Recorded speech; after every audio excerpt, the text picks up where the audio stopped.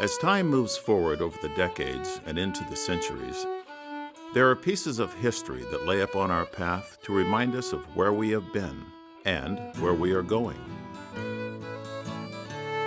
A new chapter in California's history can be found at Pigeon Point. As the tallest beacon of America's West Coast, it stands ready to begin an exciting new era in a long series of events that span from 19th century Europe to present-day renovations.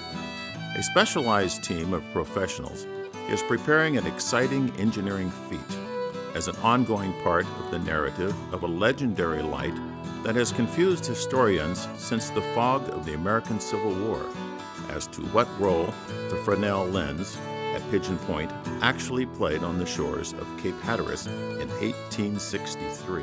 Clarifying that Civil War history is filmmaker Kevin Duffus, author of The Lost Light. I would say the connection between the Cape Hatteras Lighthouse and the Pigeon Point Lighthouse is the lens that has resided in the lantern rooms of both lighthouses. Of course, the Cape Hatteras Lighthouse that housed the lens between 1863 and 1870 is no longer standing. It was demolished after the modern Cape Hatteras Lighthouse was constructed in 1870. But that Henri Lepaut first order Fresnel lens was installed in the Cape Hatteras Lighthouse in 1863 to replace the one that had been stolen or borrowed, depending on which side of the Civil War you were on. But that original Fresnel lens was taken out by Confederate authorities, and its own lighthouse keeper helped to dismantle it as well in the summer of 1861. So the U.S. Lighthouse Board wanted to reestablish the Cape Hatteras Lighthouse as soon as Hatteras Island was returned to Union hands, which occurred in late August of 1861. So the Lighthouse Board commissioned a new first order Henri Lepaut Fresnel lens from Paris, France, which was delivered to the lighthouse in the spring of 1863.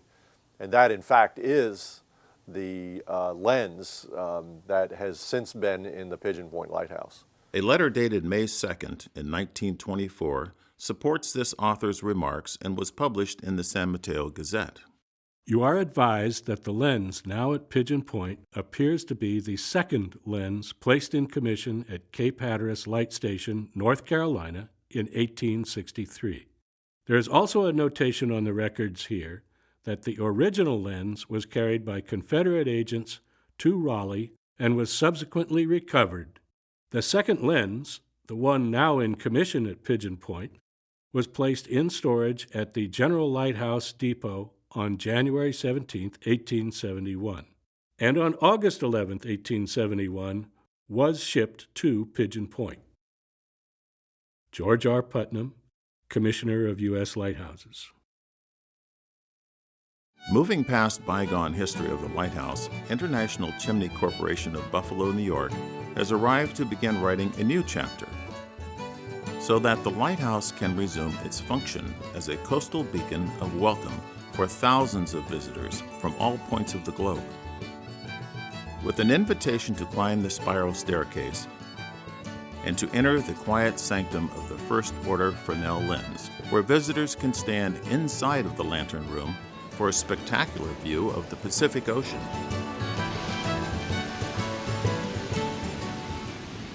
On a November evening in 2011, the team from International Chimney performed a test of the lighting apparatus. This would become the very last lighting of the Fresnel lens until the restoration stands completed.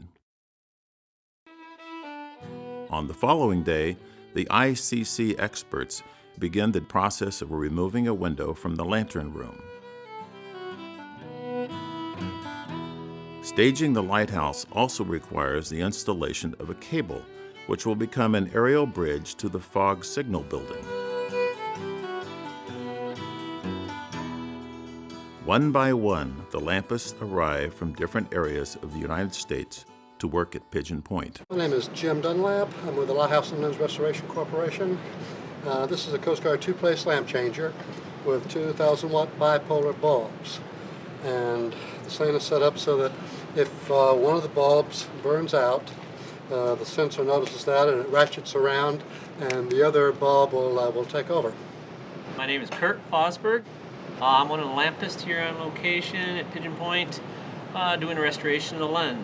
My name is James Woodward. I am a lampist, and I am here to restore the first order Fresnel lens. Teaming with ICC, the lampists begin the delicate work of the dismantlement of just over 1 ton of Victorian-era glassworks for an exciting journey toward Pigeon Point's complete restoration with a big ride down a 115-foot cable. When the first cradle of rare optical prisms arrives, volunteers work together to remember a special day in the history of San Mateo County.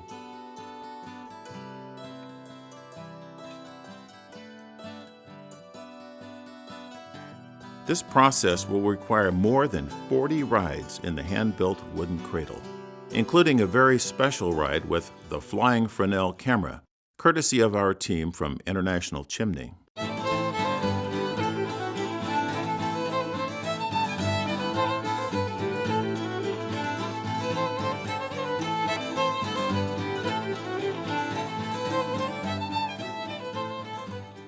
Eventually, all of the prisms are staged in the fog signal building for the next step in the goal of total lighthouse restoration.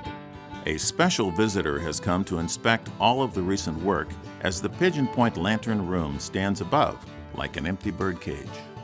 On the following day, the Lampist team begins a vital step called prism stabilization. It is a preliminary process in the preservation of the historic first-order Fresnel lens. Each prism is examined and evaluated as to its present-day condition. Then, using modern-day materials approved by preservationists, the lampists apply caulking only as needed. Later, a specialized sealant is injected into the seams surrounding each of the 1,008 prisms. It is a process that takes nearly a week to accomplish. In the meantime, ICC is preparing the site for the installation of the new exhibit in the fog signal building. An old cement pad once used for a generator becomes temporarily recycled as the new foundation of the Fresnel lens. The shade of the color matches surplus paint from World War II used on this 19th century invention, adding one more layer of American history. Tiny numbers etched into the bronze frames help to guide our modern team to reassemble the Fresnel lens in exactly the same order as before. Pencil marks from the original 1860s French factory work are noted on the crumbling litharge, a compound used in the mid-19th century in the first installation of the prisms. At first glance, it appears that a human hair is caught inside of a prism. It is actually chemical stratification caused by at least 100 years of sunlight. As the Thanksgiving holiday approaches, and using an established sequence, the glassworks now become a giant three-dimensional jigsaw puzzle for the Lampist team to solve. Building from the bottom up, the lower catadioptric prisms are coaxed into place, followed by the installation of the central dioptric flash panels, commonly referred to as the bullseye panels. After an evening of rest, the team arrives for the most challenging feat of their reassembly, adorning the crown of the Fresnel lens with the upper catadioptric prisms. Bob Hawkins from ICC is ready at the top to guide the lens panels into place with a little muscle, and after a lot of work, the final lens panel is carefully installed to complete the enormous jigsaw puzzle. Or perhaps we might compare it to a very bright Christmas tree complete with a star on the top. A job well done. Well, I believe lighthouse restoration is vitally important because these buildings were built to last forever in these very difficult locations, but they can't do so without a great deal of care.